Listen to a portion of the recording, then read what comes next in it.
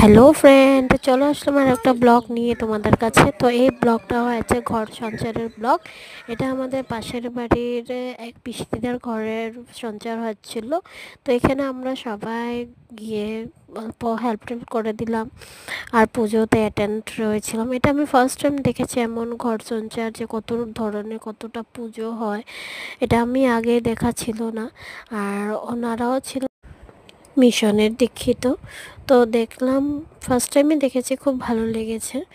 তো দেখতে থাকো তোমরা ভিডিওটা, তোমাদেরও ভালো লাগবে। আর আমি তোমাদেরকে বলে যাচ্ছি, এটাতে হয়েছে বিষ্ণু পূজা হয়েছে। তো এদিকে তো রান্নাবান্না চলছে, নিরামিষ ছিল পুরো।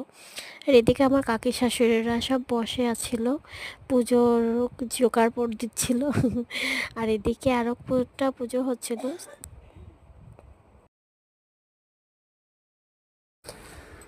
এখানে সাপ বানানো হয়েছে, বস্ত্র শাস্ত্রর পুজো বলেছিল, আর একটা মাতৃকা পুজো নাকি।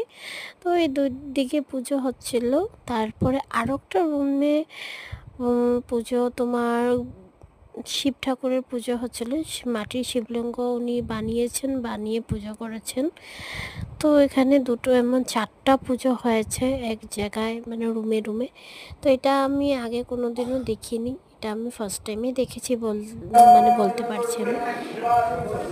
তো দেখো ভিডিওটা।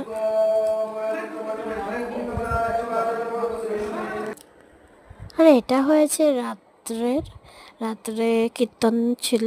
তো কীর্তন দিয়েছে এইখানে, কীর্তন পার্টি আমার কাকা শ্বশুররা আছেন, ওনারা খুব সুন্দর কীর্তন করে। আর এদিকে আমার দেওররাও আছে, যারা করতাল মানে দারুণ বাজায়, বলতে পারবো দারুণ বাজায়। আমি দেখে মানে অবাক, এত সুন্দর করতাল বাজায়।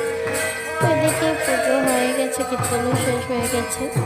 এখন আমাদের ডান্স করার পালা। তো দেখতে থাকো, ডান্স করবো আমরা সবাই মিলে। আশা করছি আমার ভিডিওটি তোমাদের কাছে ভালোই লাগছে। ভালো লাগলে লাইক শেয়ার সাবস্ক্রাইব করে দেবে। Thank you for watching. ভালো থাকবে, দেখতে থাকবে।